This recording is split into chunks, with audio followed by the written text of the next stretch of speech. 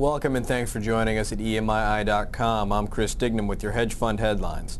Today is Thursday, August 20th, 2009. Two hedge fund veterans have joined broker-dealer firm Westrock Group. According to Fin Alternatives, Douglas Sherman will head the Westrock Institutional Group, while Paul Craik will lead Westrock Asset Management.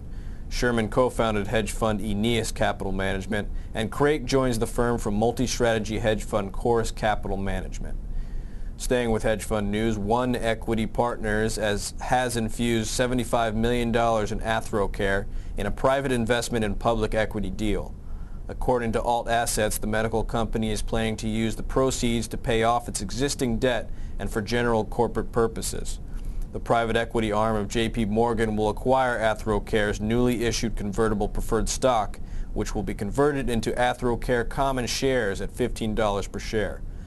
As part of the agreement, Chris Ahrens and Greg Belenfanti from One Equity Partners will join AthroCare's board. And in more hedge fund news, Chain Capital Management has appointed two ex-Morgan Stanley managers, Paul Ruddleston and Paul Cohane, as partners. According to Financial News, they will be part of the group overseeing the Chain Equity Macro Fund, employing a liquid macro-based trading strategy. Ruddleston and Cohane were at Morgan Stanley for a total of 26 years, mostly working as managing directors. And finally, Stockbridge Real Estate Fund is planning a takeover bid for the management of a real estate fund managed by a Deutsche Bank unit.